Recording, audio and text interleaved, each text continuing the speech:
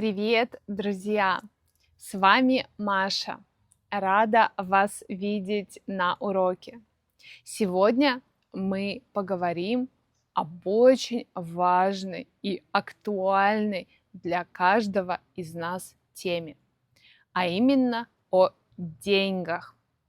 Я вам расскажу, какие слова используют носители русского языка вместо слова «деньги» в разговорах, а также научу вас понимать выражения со словом «деньги» или другие выражения, которые используются в русском языке для характеристики какой-то ситуации, связанной с финансами и с деньгами.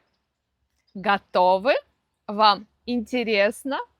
Поехали! Очень часто в современном русском языке вместо слова «деньги» используются другие слова, эвфемизмы, которые заменяют слово «деньги».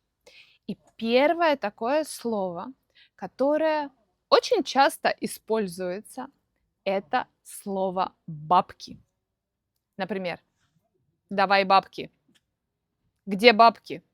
Следующее похожее слово – это слово «бабло».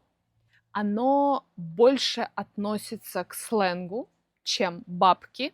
Так очень часто говорили, когда я была маленькая. Например, я помню выражение «гони бабло», в смысле «давай деньги».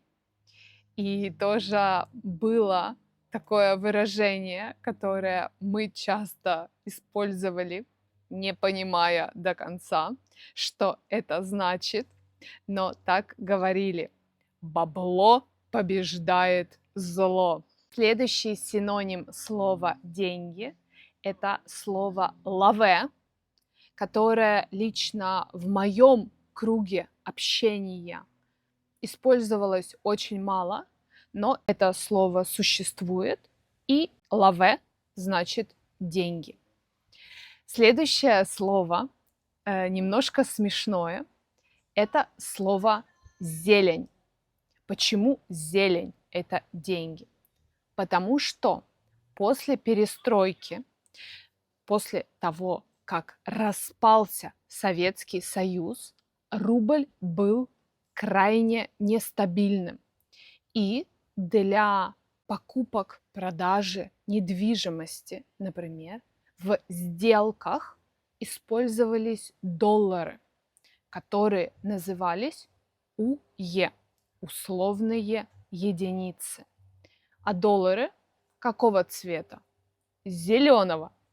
Поэтому появилось слово «зелень», которое обозначало доллары, то есть деньги. И второе слово, которое также называло деньги, это было слово «капуста», которое тоже зеленое и характеризовало, то есть использовалось, чтобы говорить о деньгах. Еще в современном русском языке используются слова кэш, естественно, это пришло из английского. Кэш значит деньги, давай кэш, плати кэшем. И слова производные, то есть которые произошли от слова наличные. Наличные значит бумажные деньги. Это слова нал, они нам заплатили налом, я могу сказать моему другу, или наличкой, опять-таки, да, мы принимаем оплату наличкой, что значит просто-напросто наличными, или чуть-чуть более разговорный вариант – это налик. Так бы сказали другу, кому-то, с кем у нас близкие отношения, и это более сленговая форма. Они нам заплатили за покупку наликом. Теперь переходим к выражениям со словом деньги, которые вам нужно знать, чтобы хорошо понимать русский язык и ориентироваться в ситуациях, коммуникативных ситуациях. Первое выражение – это карманные деньги. Вы знаете, что такое карман? Мы кладем ключи в карман или монеты в карман.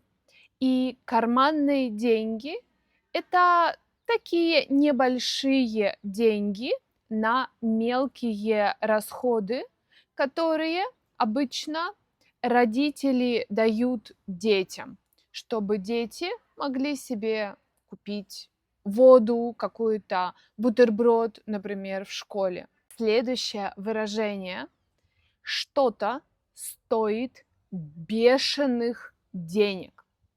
Бешеный, мы говорим о больных животных, и бешеные деньги – это просто неадекватно большие деньги. Эта машина стоит бешеных денег. Это значит не просто, что очень дорого стоит, но еще, что эта цена неадекватна, она слишком высокая. Очень близко по значению выражение «сумасшедшие деньги». И тоже можно сказать, что что-то стоит сумасшедших денег, что тоже значит, что нереально дорого стоит. Мы оцениваем эту стоимость как необъективно высокую. Следующее выражение, которое лично я почему-то люблю, это выражение «сорить деньгами». Что значит сорить? Сорить – это значит бросать мусор на улице или в каких-то общественных местах. Поэтому сорить деньгами значит разбрасываться деньгами, значит покупать ненужные вещи, то, что абсолютно не имеет смысла. Например, я могу сказать моему другу: слушай, ты с трудом заработал эти деньги, перестань сорить деньгами, перестань покупать эти ненужные дорогие вещи. Близко по значению выражению «сорить деньгами» следующее выражение – бросать деньги на ветер. Можем себе визуализировать эту картину, как мы бросаем деньги на ветер.